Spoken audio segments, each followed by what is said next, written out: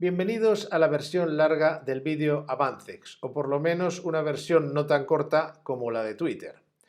Este es el vídeo en el que analizamos cuáles son las fuerzas que mueven los mercados, concretamente las que lo están haciendo ahora, en mayo de 2021. En primer lugar, la inflación. La inflación es como el colesterol, puede ser buena y puede ser mala, igual que hay colesterol bueno y colesterol malo. Inflación mala es la que es muy alta y erosiona el valor del dinero, de los distintos activos financieros, etc. Luego está la inflación que podría ser entre comillas buena y es aquella que permite que suban los precios de forma razonable, que permita subir los márgenes, que permita subir los salarios. Esa inflación no es mala y sobre todo lo más importante para nosotros es detectar cuál es primero ese nivel de inflación y segundo a quién beneficia. Si es baja, a qué sectores y activos beneficia. Si es muy alta, también hay sectores y activos que se pueden ver beneficiados, como es el caso, por ejemplo, de las materias primas. Por lo tanto, detectar cuál va a ser el nivel de inflación y detectar a qué activos, sectores y países beneficia es vital. Ahora mismo, ¿cuál es esa inflación? En Estados Unidos es bastante alta, ha repuntado considerablemente. En Europa no tanto, pero también.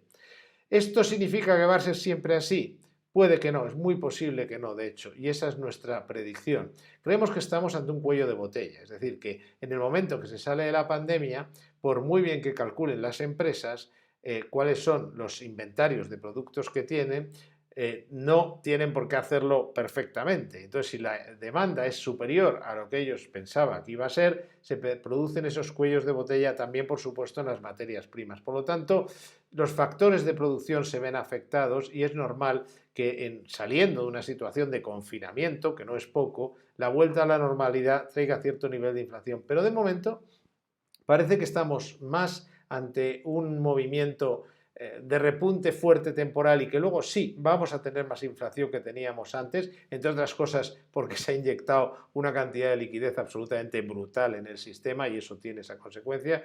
Y además eso afectará, por supuesto, al consumo, pero tampoco tenemos por qué, en plena revolución digital, tener niveles de inflación como los que tuvimos, y hablo exagerando, en los años 70 u 80. Eso sí, es muy importante tener en cuenta en qué nivel de inflación nos vamos a mover, porque dependiendo de cuál sea ese nivel de inflación, habrá activos, sectores o países que lo hagan mejor o peor que otros. A algunos les viene fatal, a otros no les viene mal, incluso a algunos les viene muy bien, y eso es lo que hay que identificar.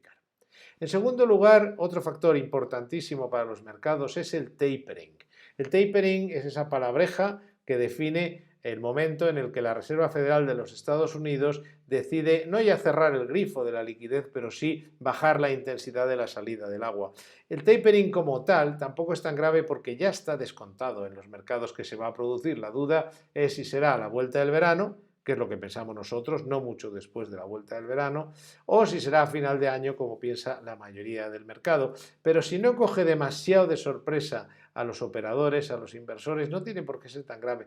Lo más importante es ver, en base a estas noticias, cuál va a ser el momento en que se cierra el grifo. Porque cuando la Fed, cuando la Reserva Federal de los Estados Unidos y en cascada el resto de bancos centrales decida cerrar el grifo de la liquidez, sí que podría afectar a los mercados. Pero de nuevo, tampoco a todos por igual, no a todos los activos, sectores e incluso países por igual. Por lo tanto, atentos al calendario, que pensamos que será, como digo, a la vuelta del verano, y atentos sobre todo a la información que nos llegue de la Reserva Federal sobre cuándo será el cierre definitivo del grifo. Otra cuestión, ¿están descontadas las buenas noticias? ¿Están descontadas todas las buenas noticias? ¿Quedan buenas noticias por descontar? ¿O por el contrario, como ha ocurrido en los últimos meses, los analistas se han quedado cortos? En general han sido muy pesimistas respecto a los resultados empresariales, respecto a las cifras macroeconómicas. En algunos casos parece que han ignorado totalmente la existencia de una economía digital. Bueno, en general, en el mundo yo creo que vamos a tener económicamente, no tanto el caso español, que es muy particular, pero a nivel mundial vamos a tener una recuperación económica mucho más fuerte de lo que dicen la mayoría de los analistas. ¿Y en qué me baso para decir esto?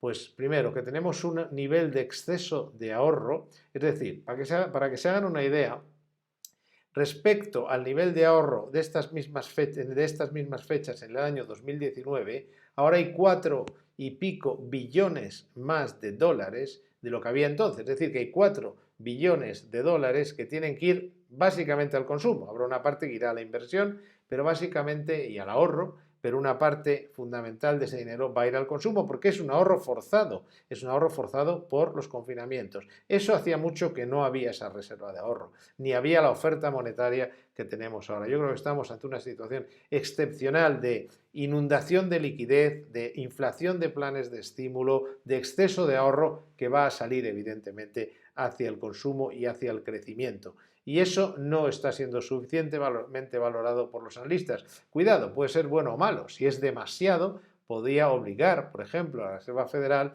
de los Estados Unidos a reducir o cerrar el grifo mucho antes de lo previsto. Por lo tanto, no todo es bueno, pero en general sí pueden ser buenas noticias que nos sorprenda el consumo de forma positiva.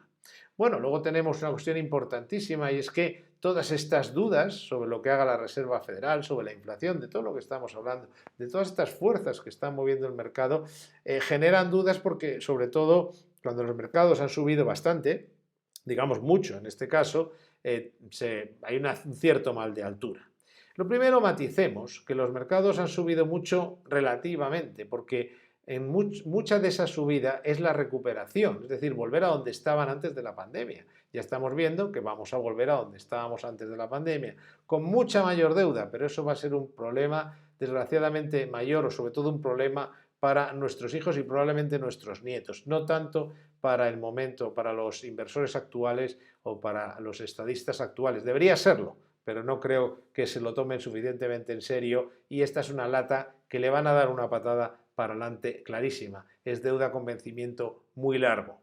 El que venga detrás que arree. Desgraciadamente esa es la definición o la táctica que con palabras altisonantes seguramente van a establecer los políticos. Pero dicho esto, lo que está claro es que toda esta situación de fuerte subida genera dudas sobre si estamos ante, cuando cae el mercado, si es una corrección o ha habido algo peor. Por ejemplo, hemos visto caídas de hasta un 5% recientemente en los índices después de tocar máximos, todo hay que decirlo. ¿Qué síntoma es ese? ¿Realmente esto se ha acabado? En nuestra opinión no es el caso. Estamos en una tendencia alcista con correcciones, como tiene que ser, porque además así también se limpia bastante el mercado. No tenemos subidas en vertical que acaban siempre en caídas en vertical y le da solidez a la subida. Subida que acabará cuando la Reserva Federal decida definitivamente cerrar el grifo. Acabará no significa que necesariamente entremos en un largo cambio, una larga tendencia bajista, sino que ahí sí que tendremos una pausa importante. Y ya veremos si es una pausa o si es algo peor. Pero de eso hablaremos en el Avancex que haremos cuando se produzca este hecho.